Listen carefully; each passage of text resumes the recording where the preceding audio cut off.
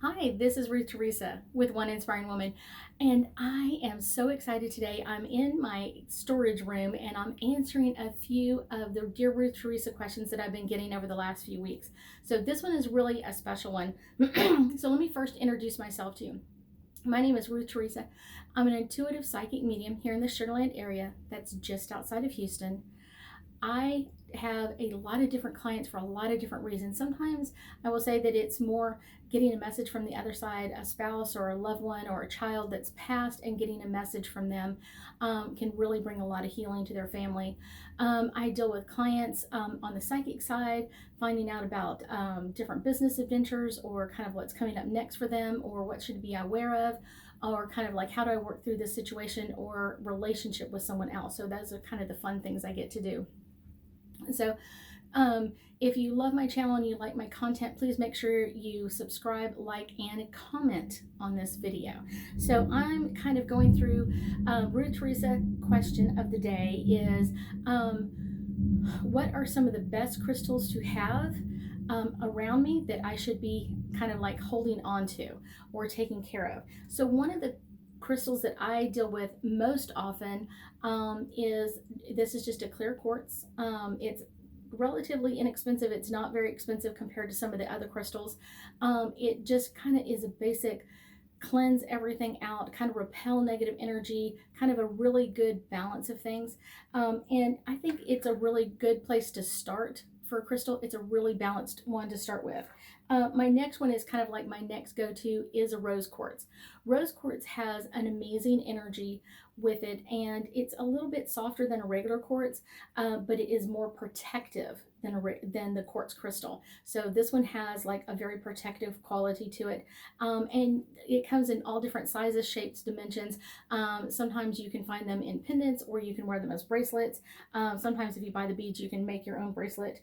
Let's see. Green Adventuring is all about bringing in your good luck, amplifying the good things around you. So this is a really fun one to have. I tell people often I don't necessarily like it in a necklace. I like it in my hand. So this is a really cool one to have like in your pocket or your purse that you can rub if you're really going through something and you're kind of like, I really need luck on my side, kind of like good energy. That's a really fun one. Let's see, my next one is black tourmaline. This is one of my absolute favorites. And I love this stone because it repels negativity. It just lets it go wherever it is. It's almost like a magnet. It's just going to like push it away from you. I don't necessarily like this as a necklace. It's kind of my choice. But I do carry this often in my pocket. I have a couple of smaller ones, or in my purse. But I also have them near my front door. So if someone comes in and has negative energy, these are kind of the stones that will kind of like, you don't need to bother her today. Let's see. Christocala is one that I really, really love. It's got a really balanced energy. So wherever you go, you're going to kind of feel like you're being balanced and protected at the same time. I think that's one of the best parts about it. And I do have several necklaces made of Christocala that I've actually made. And it kind of just brings my energy into a balance when I'm kind of like going like crazy, kind of getting things done. My next stone is a tiger's eye. I love tiger's eye. I think a lot of people do. Tiger's eye has a really protective quality to it. It has a really fun look to it. And my thing is, it really depends on which one you like. There's some that are more clear, or some of them have like different shades in them. So you really kind of need a body test and kind of which one resonates with your energy a little bit more than the others. So those are kind of some of my basics that I would be like, you got to have this, you got to have this one. And kind of just the fun part of it is crystals are all about protection, picking up like releasing the negative energy that you pick up other places. I am going to do a couple of angel cards. This is a different deck than I normally use. This one is a crystal deck, so it's got a lot of crystal energy in it. And so I'm going to give you some other stones necessarily that you might like, that might be good for other people.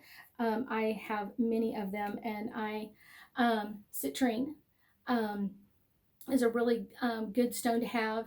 It's very about releasing burdens and giving them over to God, or to bring healing solutions to things that are around you.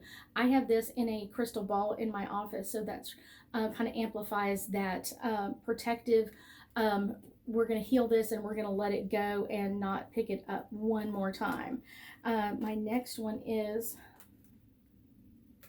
it's a rose quartz. Of course, everybody has to have a rose quartz. I've already gone over that one. So let's see about this one. This one is,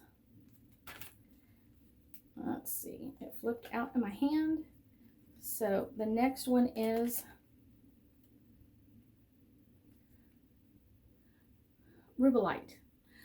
This one is all about passion and purpose, and it can really amplify your purpose of what you want to accomplish, especially on those days that you have a whole bunch of stuff going on, that you have a lot of need a lot of energy. I would also say it'd be one really great one to meditate in the morning before you kind of get started on that day. Topaz is one that I keep. There's several different types of topaz. Topaz is all about forgiveness and heals what we haven't been able to let go of, so we can let go of more. It's all about forgiveness, releasing, and kind of removing blocks. I think a lot of times when people hold on to things, it's more they're holding on to the block more than anything else. We've got a couple of others that want to jump out at us. Let's see. Mulvite. This is kind of like the stone of 2021. I've been hearing about it from late 2020. Mulvite is a very, very strong stone. It's very unconventional. It has unique qualities.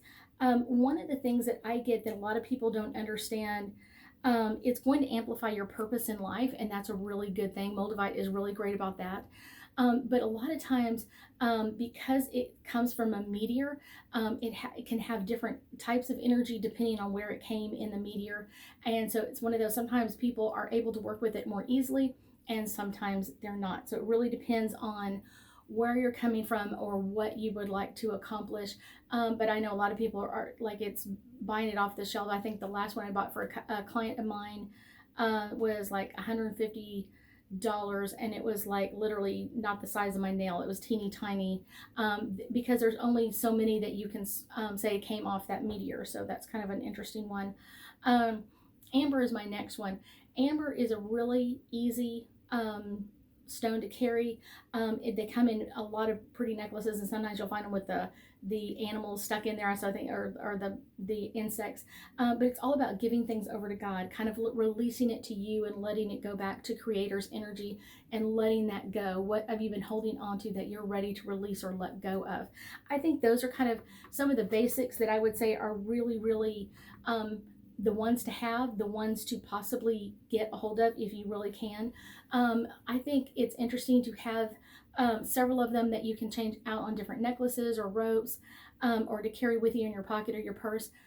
The more stones you have, the easier it kind of brings your energy, kind of the easier it brings everything to you. It's important to have them around you, but it's also really, really important to cleanse them. So many people go, oh, I've had this stone for like 6 years. And I'm like, have you cleansed it? And they're like, no, it's still working. No, it's just like anything else. I often say it's like a vacuum cleaner. The vacuum's gonna pick up all the dirt and the dust and the dog hair, but you've got to clean out the vacuum as well. So you've got to clean out the stone on a regular basis so you can kind of get rid of that negative energy that it's been picking up on.